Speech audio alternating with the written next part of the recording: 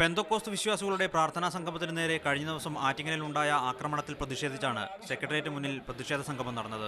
യോഗത്തിൽ സ്വാഗത പ്രസംഗകൻ ആറ്റിങ്ങൽ സംഭവത്തെക്കുറിച്ച് വിശദമായി പരാമർശിച്ചുവെങ്കിലും തങ്ങളെ തല്ലിയത് RSS ആണെന്ന് പറഞ്ഞില്ല.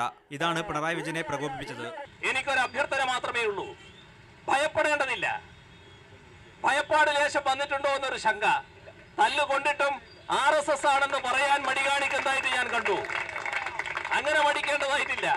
സ്വാഗത പ്രസംഗത്തിൽ RSS എന്നൊരു വാക്ക് ഇവിടെ പറഞ്ഞില്ല. എന്തിനങ്ങനെ മടിക്കുന്നു? RSSകാർ വന്നാണല്ലോ തല്ലിയത്. RSSനെ RSS തന്നെ പറയണ്ടേ? മതന്യൂനപക്ഷങ്ങൾ വേണ്ടെന്ന് പരസ്യമായി പ്രഖ്യാപിച്ചവരാണ് RSS. ഇന്ത്യയെ ഒരു മതാധിഷ്ഠിത രാഷ്ട്രമാക്കാനാണ് RSS ശ്രമിക്കുന്നതെന്നും പിണറായി പറഞ്ഞു.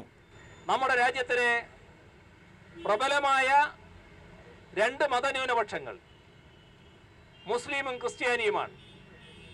ഇതിൽ ക്രൈസ്തവ വിഭാഗത്തെ ഒരു നിശ്ചിത കാലയളവിനുള്ളിൽ നമ്മുടെ രാജ്യത്ത് തന്നെ ഇല്ലായ്മ ചെയ്യും എന്ന് പ്രഖ്യാപിക്കാൻ സംഘപരിവാറിന്റെ നേതാക്കന്മാർ തയ്യാറായി എന്ന് കാണുമ്പോൾ നമ്മുടെ രാജ്യം എങ്ങോട്ട് പോകുന്നു എന്നാണ് നാം ചിന്തിക്കേണ്ടത്. മീഡിയ 1 തിരുവനന്തപുരം.